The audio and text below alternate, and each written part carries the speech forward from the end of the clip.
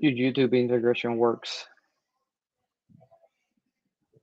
In checking the YouTube channel.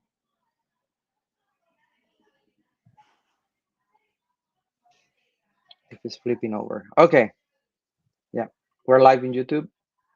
So let me go here and guess started with the March office hours. So uh welcome everyone to today's Kubernetes office hours, where we answer your user questions live on air and our team of panels and experts. You can find us on office-hours on the Kubernetes Slack and check the topic on the URL, on the information. If you want to reach out to the YouTube or ask questions in the Kubernetes Slack channel, we'll look at that, and then we'll start with the episode today. So before we begin, let's start a roundtable introducing ourselves. I'll start since I'm Carlos Dana with IBM Cloud, community builder for Kubernetes, and helping hosting this show. And also, I run a Kubernetes book club. That's something that I really like. That I'm doing every week. So if you want to join that, follow me on Twitter. Who's next? We'll go to Chris. Yeah, my name is Chris Privateer. I work over at Equinix Metal, and I like Kubernetes. Go ahead, Eddie. Well, hi, I'm Eddie Zaneski. I'm a developer advocate on the EKS team at Amazon Web Services, and I help maintain kube control. Cool. CLI. Mario. Hey, everybody. My name is Mario. I've been doing this for a long time. Happy to be here yet again. Office Hours is great, great part of the community. I'm a staff engineer at Carta, a financial services company. If you have employee stock, you might have heard of us. We are right now going through an evolution, and I'm kind of helping us adopt Kubernetes in a more sane, secure, reliable way. So lots of fun challenges, and I have questions myself. Very good. Archie. Hi, my name is Archie. I'm CNCF ambassador, organizing one of the largest Canadian meetups for CNCF.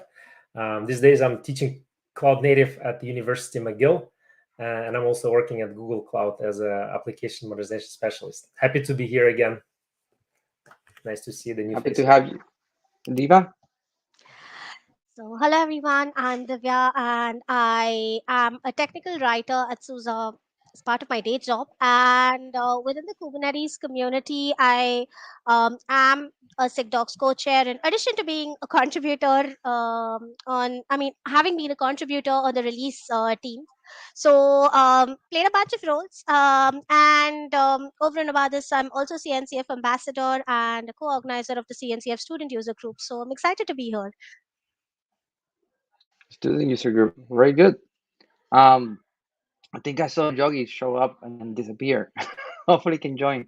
So let's get the house in order. Before we start, here are the ground rules. This is a Kubernetes event, so the code of conduct is in effect. Please be excellent to each other. This is a judgment-free zone. Everyone has to start from somewhere, so please help out your buddy by having a supportive environment in the panel. Like I said, while we'll do our best to answer your questions, the panel doesn't have access to your cluster, so live debugging is off topic. We would love to debug your cluster, but we don't have access.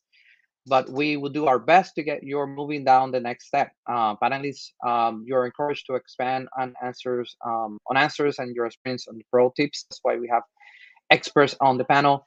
Audience, you can help by pasting URLs in the channel to official blogs. Like this morning, some people were already asking questions, and people were helpful enough to share some blogs around scheduler. Post your questions on discusskubernetes.io. That's where we check every month for the top questions or the latest questions to answer them, and or somebody else would answer the question for you. We also have a Stack Overflow and the Kubernetes tag. This panel is made entirely of volunteers. If you want to rotate in, please let us know. We love to have you have the people rotate, learn from what you're working on Kubernetes, and then always community chat out, and just coming into the office-hour Slack channel. So let's get started with that. And what we've been doing this year is a little bit of a change on the office hours. We want to introduce a different SIG every month. Last month was Contribute X. Before that, Eddie was here showing up about SIG CLI. And today we're going to have SIG Talks. So we have Divya, sorry if I mispronounce your name, Divya Mohan from SIG Talks, and she's going to tell us about what is SIG Talks, what do they do, how can you help? Absolutely. Thank you. Thank you for that introduction, Carlos. And you pronounced my name right. Thank you for that.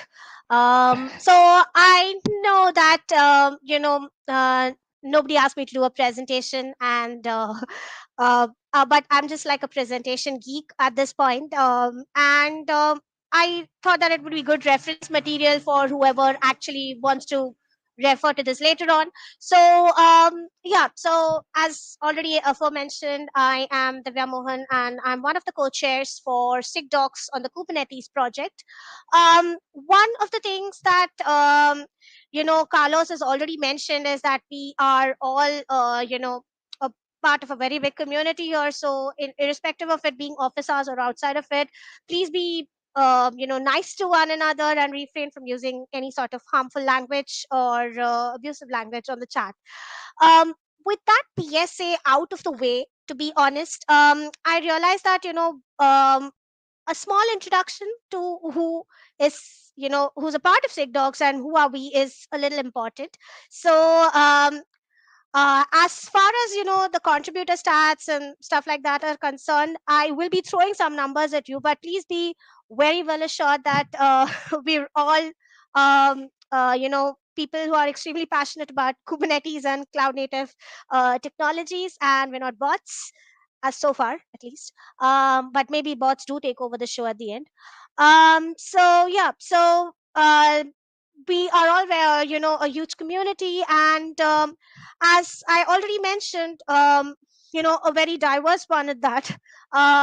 So far, at least as of the 2021 numbers that we have had on the DevStats website, we have our contributor base spread across 98 companies.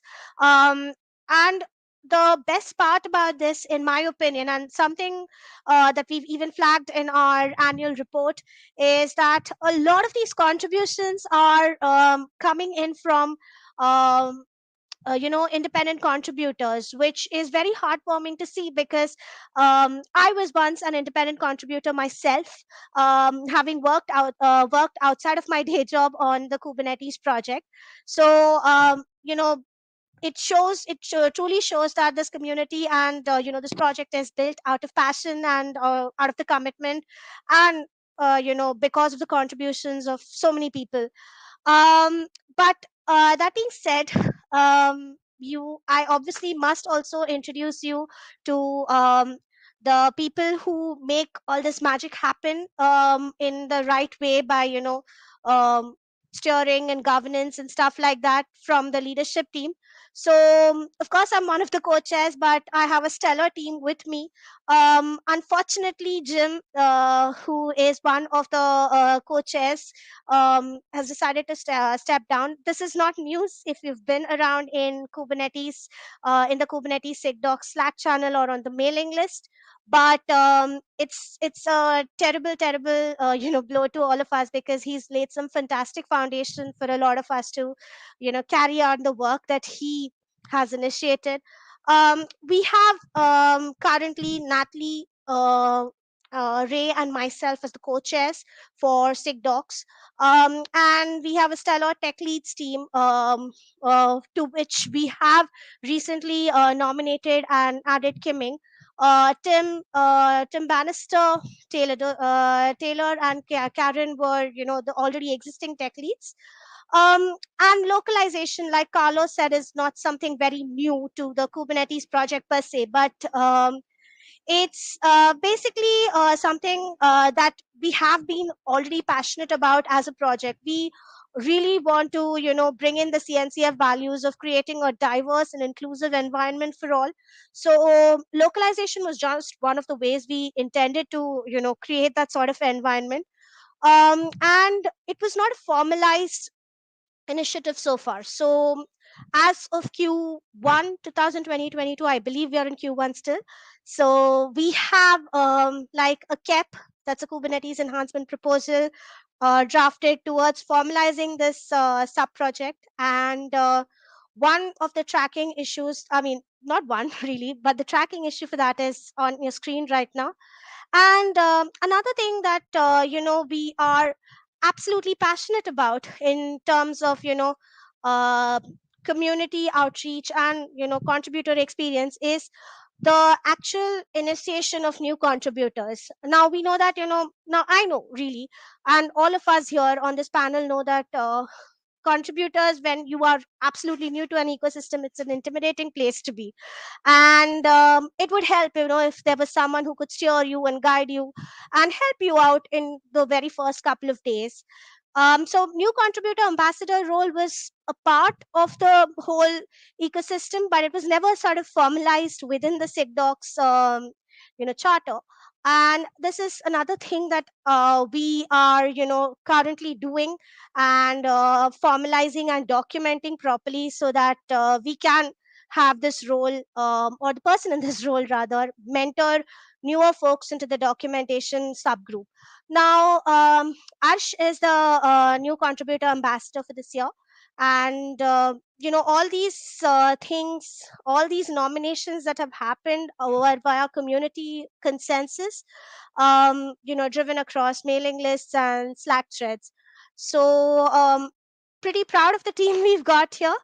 And we also have the sub projects that I did not mention in the previous slide, and I am going to talk a bit about it.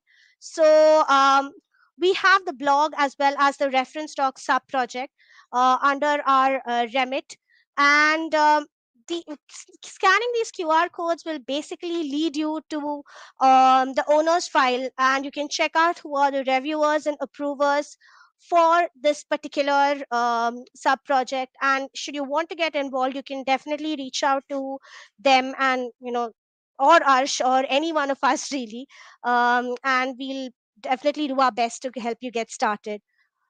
But that's a lot of content being thrown at you at this point, and I realized that I have still not spoken about what we actually work on.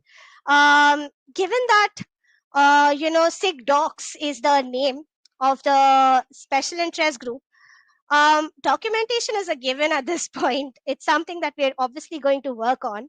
But like I mentioned before, the documentation is actually hosted on our main website, which is kubernetes.io. So all the content on there, whether it be the blog, whether it be the actual manually written documentation, the reference documentation, and all the localization content, all of that is sort of handled by all the amazing contributors, who we saw a statistic of in the very, I think, third slide, if I'm not mistaken.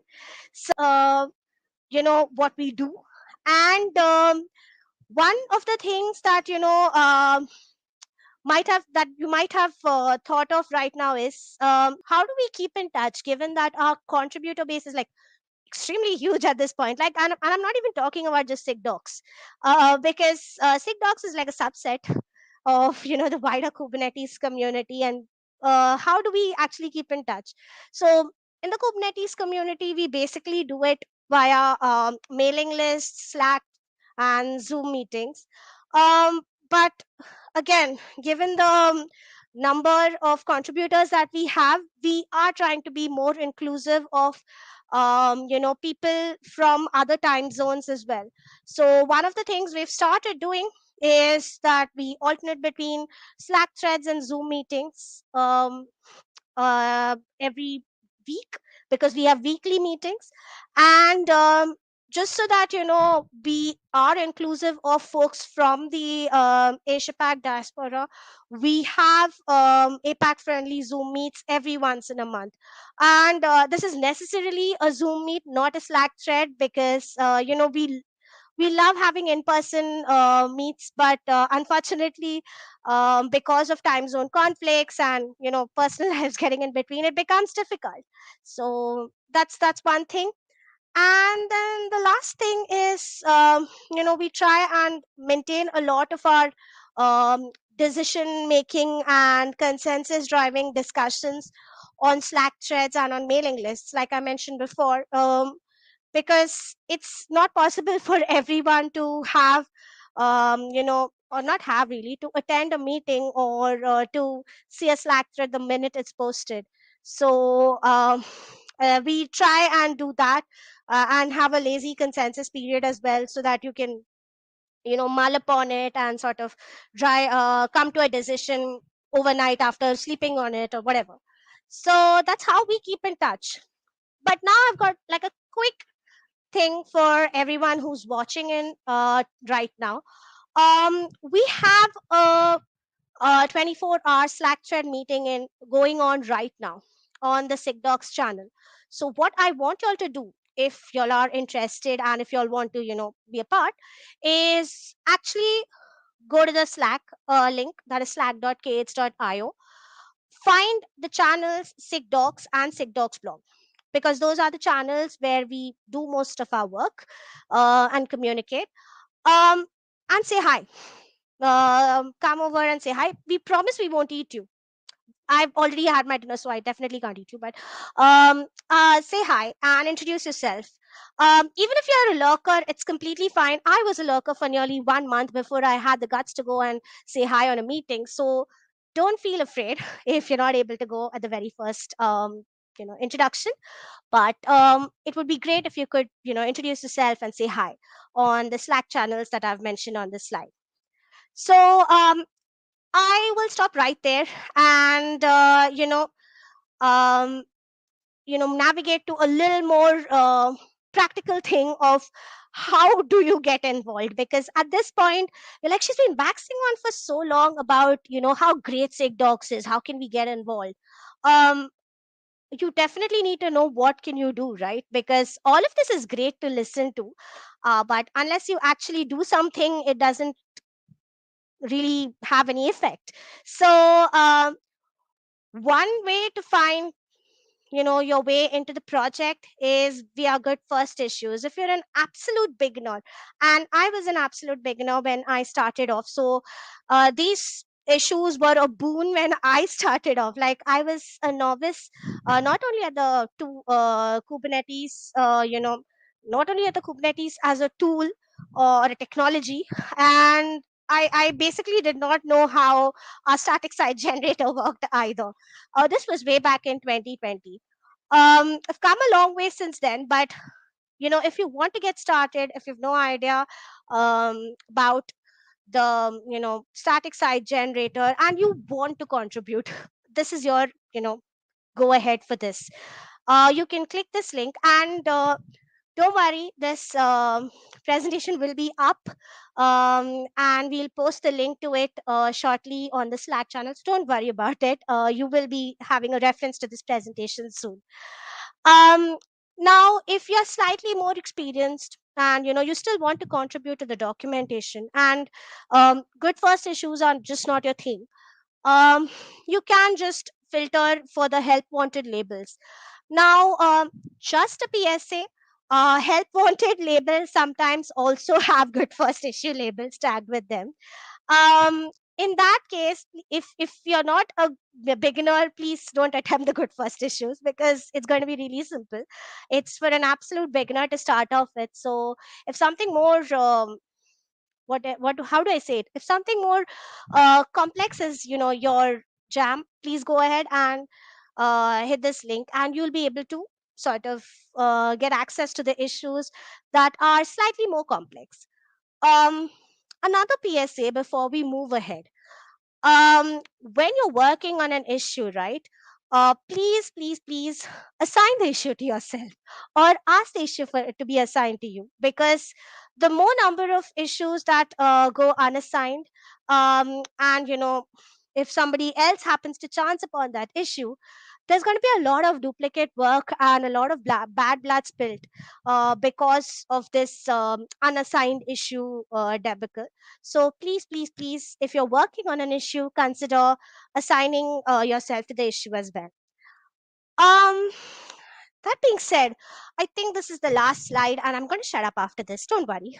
So one of the last slides that I will leave you all with is the contributor ladder within Kubernetes as a whole, and SIG docs, as a subset.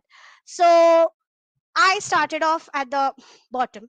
Just so you know, I did not enter the Kubernetes organization right at the top. Just saying. So I started off as a non-member contributor, made a couple of contributions, got accepted into the release team, became a member, and the privileges increased as and when the number of contributions and number of valuable contributions started increasing.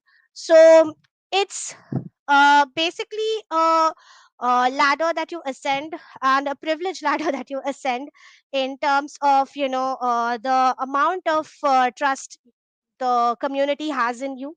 So it's absolutely essential that you do not get demotivated in the process, and even if your first issue doesn't go that well, you do not get demotivated and just stop.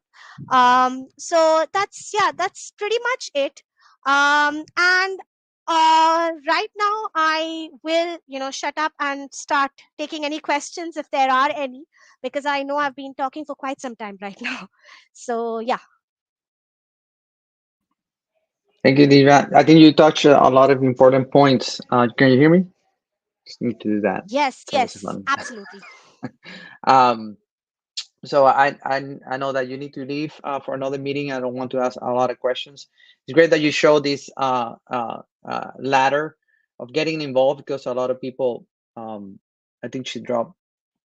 I'll continue pointing out that ladder is similar to the other SIGs and the other areas where a lot of people join.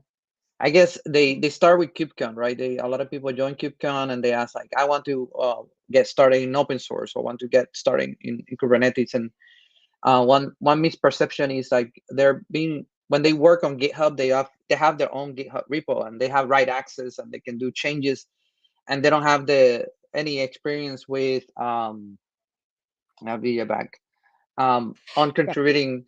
And SIGDocs is an easy way to get started, but there's always a ladder from where you start, like helping with small things, and then you saw the change to be helping with, I guess, like small things, contributing to the actual work, because there's a lot of people, and then you switch to be more of a mentor helping others. So you switch from contributing assets to contributing helping others contribute assets, and that scale. So that's a great thing that you ended up there. I know you need to leave, but I had that one question of that people may always ask is, how come if a new feature in Kubernetes is being planned, and that's maybe another SIG that we're going to have kept, how does Kubernetes make sure that when a new feature or a new big change is going to make it into Kubernetes, that we don't end up with the project of, like, that thing not documented, which happens in a lot of projects, right?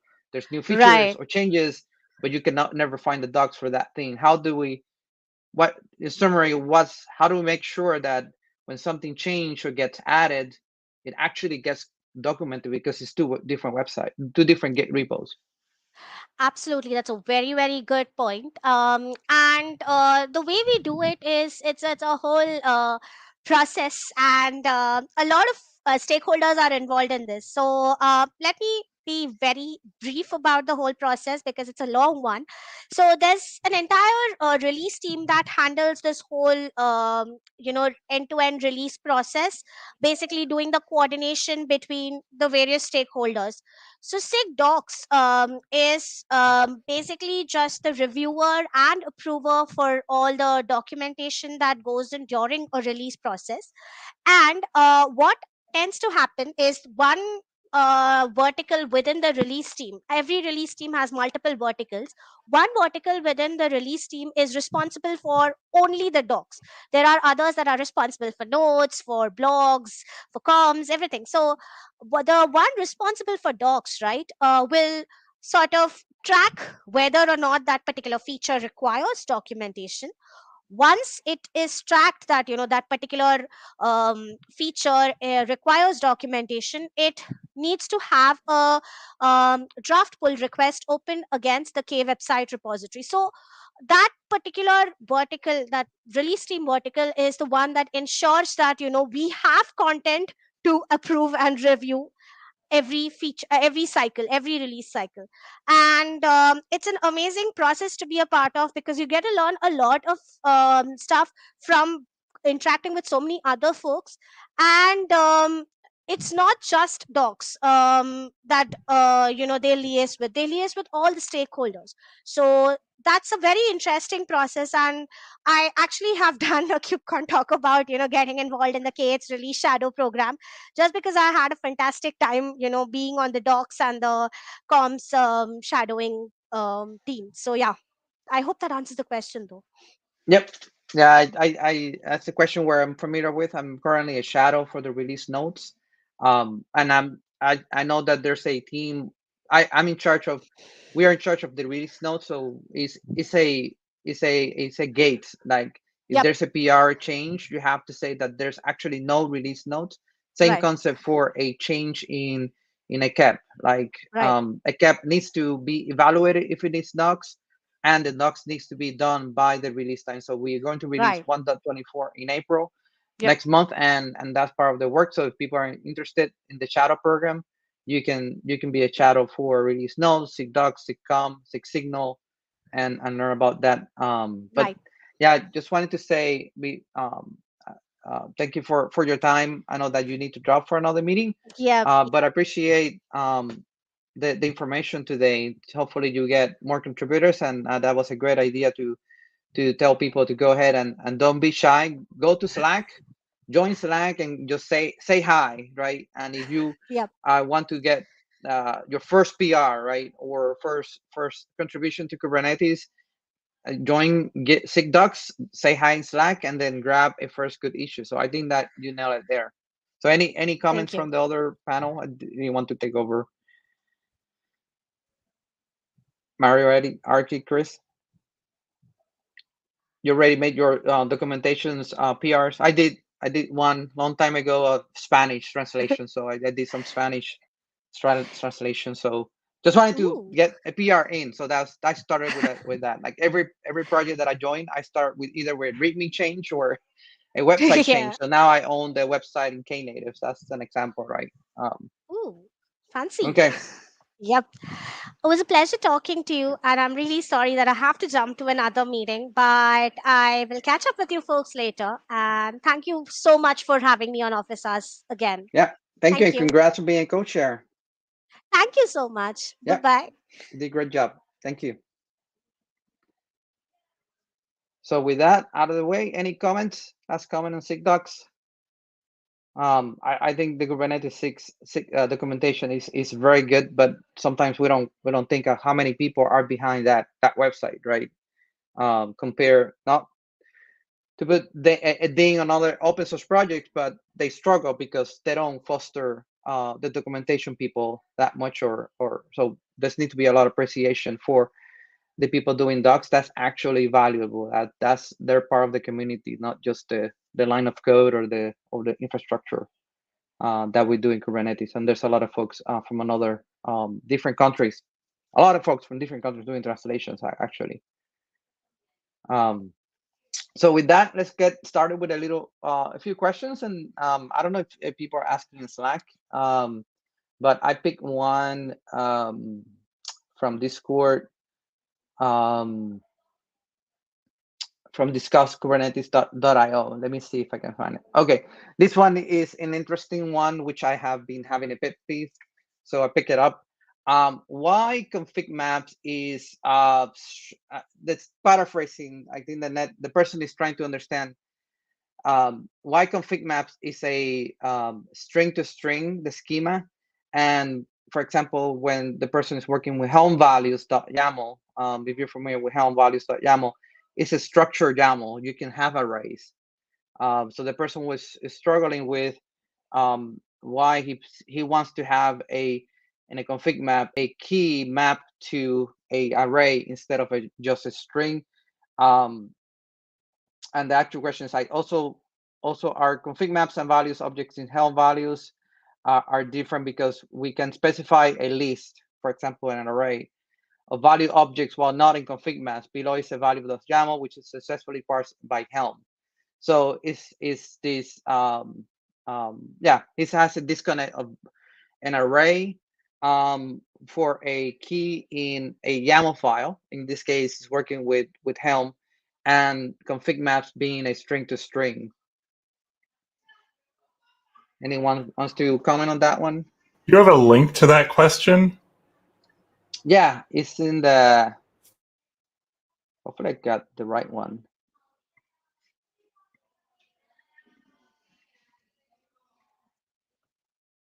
And team answer it, but I think it's the person still having some difficulties of setting a config map. So if I have a config map and it says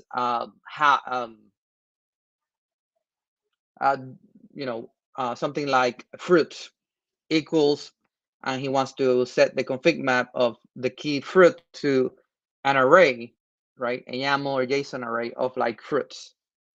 Why he cannot do that, but in another YAML file, for example, helm.values, he can set fruits to an array.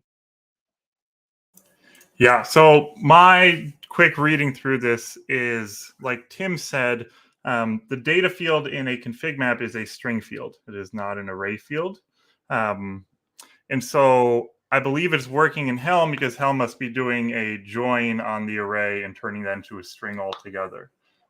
So that might just be Helm kind of masking how that all works behind the scenes, but the implementation of the data field on a config map is a string, so it has to be treated as a string. Yeah, that's correct. So what's happening behind the scenes is in the Helm template, they have a string to string value of like fruits, and then they have a string. What's happening, and I see this often, and it's a problem that I'm hitting a lot, is if you have fruits, for example, in kubectl 6CLI expert here, right?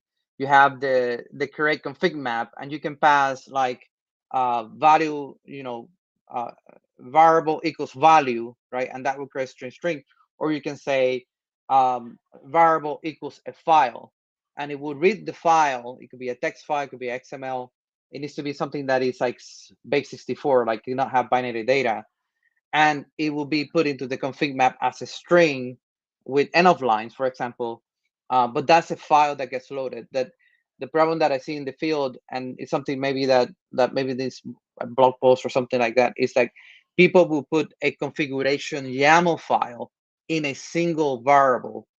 And when you see this in things like OpenShift GUI, other GUIs, they look like there's a structure below that variable.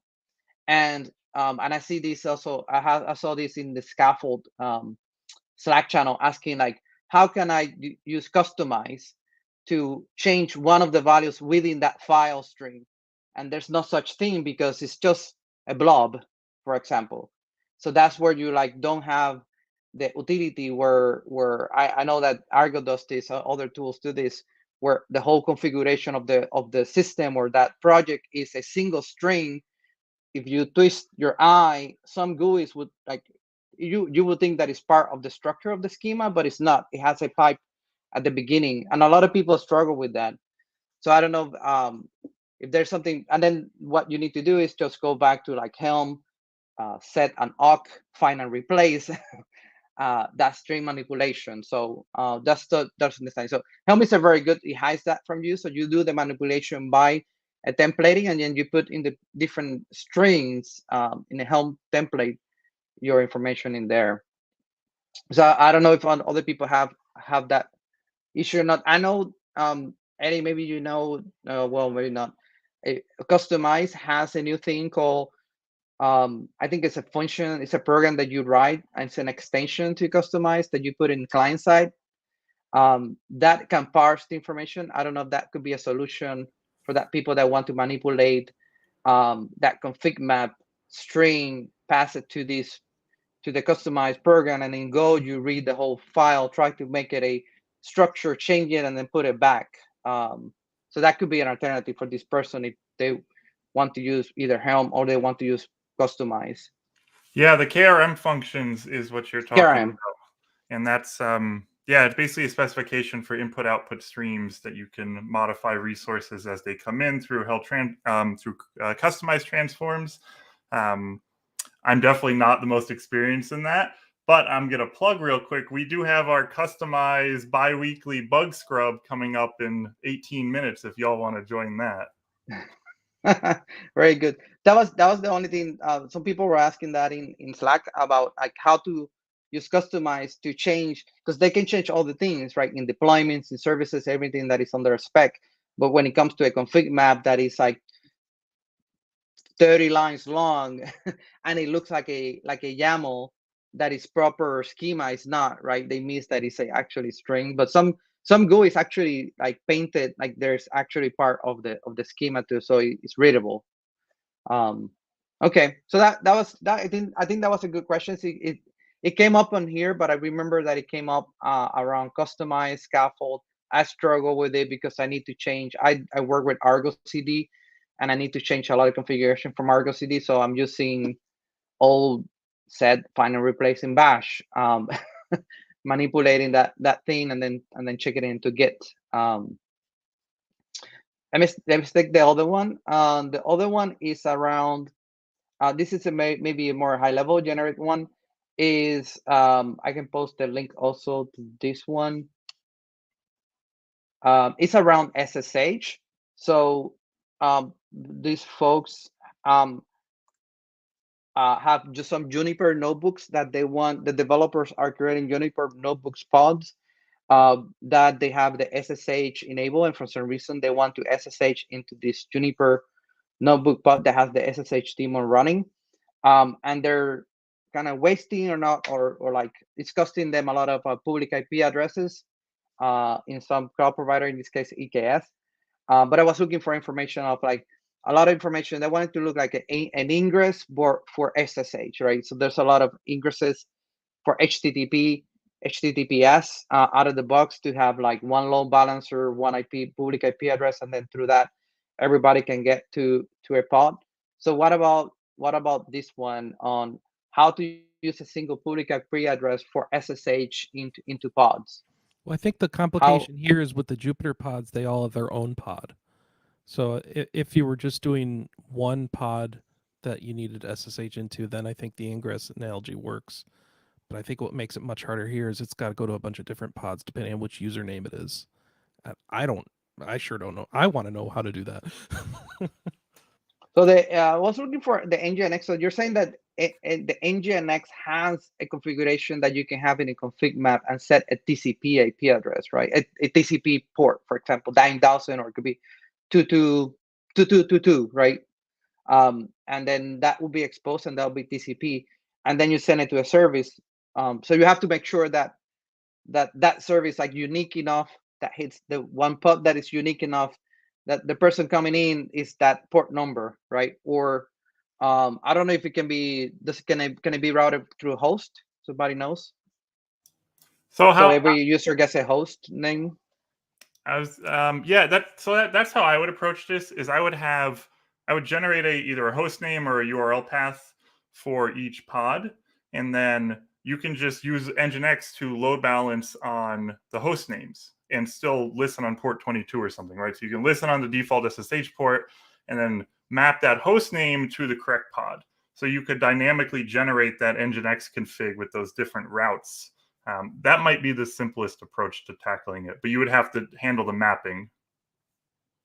But the ingress, the typical ingress is usually used for HTTP out of the box, right? Those configurations are HTTP, HTTPS. You have to get kind of out of your way to find out either the cloud provider provided ingress supports TCP ports, right? For example, a database, like MySQL. I have MySQL. I want to connect to MySQL. That's not SSH or HTTPS. How do I expose MySQL other than a node port, right? That nobody wants to put those public IP addresses directly, but something that is in the but that's I don't know if HA proxy and the other ones was wondering if somebody knows, but the ingress I found a lot of hits that there's a config map that you configure. I think the sample was 9,000, but you have to come with a clever way of, like you were saying, allocating that service to that pod that user wants to connect, right? And who to give the access. Like they're trying to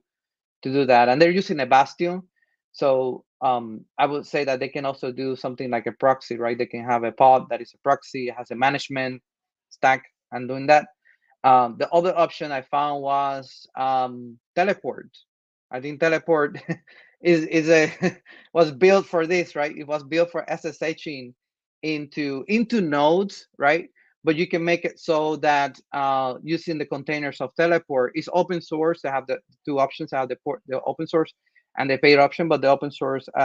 I wish Rocco could be here because he's doing a course in Rocco Academy about teleport.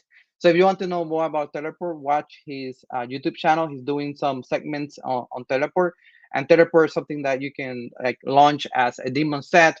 It handle the authentication, easy authentication from the CLI. It has a CLI, and you'll be able to connect to different folks and have the authentication. So that to me was kind of another alternative, but it depends, right? If it's a development environment versus like a production environment, that changes the game. Like but if it's for developers, I think maybe teleport is a good thing versus like, if you're building a SaaS and people are allocating SSH and you charge for the time that the person is connected, then maybe you need like a management layer, like managing that connections and that authentication and exposing it. So there's different options, but if it's development, try teleport. I think teleport might be an easier answer than growing your own.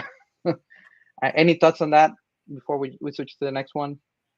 I agree with you. I remember Kelsey Hightower was saying, like, do not give developers kubectl and don't let them, SSH into the pods. Like, this is like probably not a good pattern, I would say. And you need to provide tools for developers to see the logs or other things. But I think machine learning, I think that's the use case where they're having. It's always bringing some kind of a new use cases that potentially still require for them to log in maybe and to do some stuff. So yeah, I'm hoping that it's not for the day-to-day things. Hopefully it's for debugging something, right? Yeah. That's not the best way, but like you mentioned, just to be sure that maybe they're aware, kubectl exec, right? You can, if the developer has kubectl access, they can use kubectl. I call it kubectl. Nobody be ashamed. I cannot pronounce the other versions. So you can use kubectl to go through the kube API server, right, and connect SSH, right? But you're actually executing a bash or executing SH and getting a standard input, standard output. So you can do kubectl-exec-it to the pod that got assigned. That's usually like for maybe us, can include everyone, like infra people, right? Trying to debug and setting up Kubernetes and troubleshoot something, not a developer like getting their hands with blood and those type of I'm actually thinking now when I look, I think they're trying to access the notebook's UI. So, and they don't want to, kill a lot of IP addresses. I think a good solution for them would be actually using Kubernetes ingress. So they oh yeah, yep. one IP address, and then they just add as many, DNS endpoints they have, and do the either like company / API X API Y API Z, or like there's either using host path or like just different paths for their ingress resource. Yeah, So I don't think that'll work for SSH though. Yeah, I think they'd say like HTTP for Juniper, like the rendering of the Juniper notebook maybe also be something that they want to access. Yeah, so, that they had the Bastion hosting is much easier to solve. It was the SSH that they're really they were having a bastion, and then a jump box for that. But many ways to do it. it depends really, like the type of audience, and if it's production versus development, if it's all the time.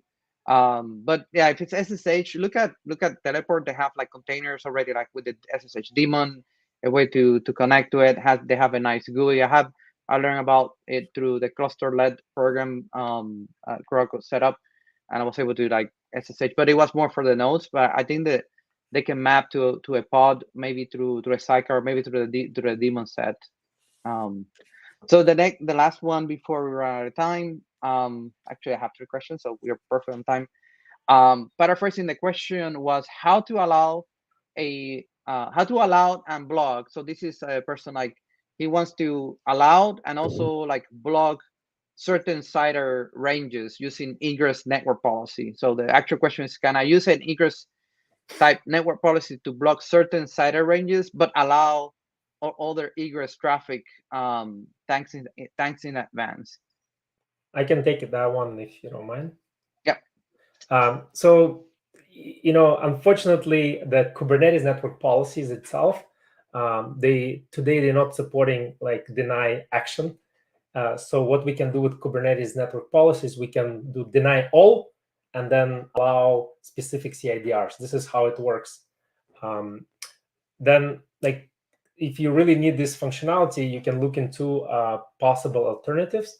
The first alternative would be using Calico network policy. So if you go into the Calico network policy website, they have actually a different API a little bit. So you're kind of going towards more vendor-specific API. You're not going to be using pure Kubernetes API, so you have to consider that. And there they actually have a possibility to specify actions. You can specify action allow or action deny. And then you can specify your CIDR block. So Calico APIs provide this capability, but it's kind of commercial product. Potentially you can use something from open source there, but like it's a different API. And then we also have eBPF-based Cilium networking. So Cilium also allows you to configure deny policies for different actions. So it could be your CIDR, and even they have a FQDN. So you can actually specifically deny specific FQDN or specifically deny specific CIDR block. So I think like the short answer is you can use Kubernetes network policies as is. You have to either look into the Cilium or look into the Calico networking policies if you don't want to like install different networking CNI. Like if you want to stay with your Calico stuff, then you probably need to look into the Calico policies. And then if you want to go to something more advanced, which is eBPF, and I think a lot of tractions right now so I think this would be a Cilium networking policy would be able to do that. Yeah, I know that deny action for so Calico, you mentioned proprietary, but there's the open source version. There's an open source version. Does that support the deny action? I think okay. Just wanted to make sure. Yeah, it's just like I think for me, like I always try to use Kubernetes APIs because they are, like there's no lock-in, right? So you can use these policies everywhere. Where like if you really care about this, things like you want your policies be working everywhere, then Kubernetes network policies are better, right? Like because they're standard. Whereas like if you start using proprietary APIs like a Calico, then you need to make sure that this APIs are installed and configured. That's the only concern I have. Otherwise, if you really need this use case, I think yes, you should. Yeah, and then just because we cannot assume like all the content that the person knows, right? So if you don't know how to work out the Kubernetes network policies, right? Like Archie was saying, the typical way of thinking about it is like firewall, like break, deny everything and then open only the things required, and that's kind of like, I would say, not the best. It's kind of the best practice, right? From a like, I want to block everything and then just allow the things, because then you know what actually gets out, right? You're not going to allow anything from a certain pod to leave out of this pod except, right? So you would do a deny all, and you can say, allow this CIDR range with the IP block, and that's the documentation. Talk about documentation today. Documentation has examples of like, usually they put them in the ingress and the examples. That's what I noticed when I was researching this question.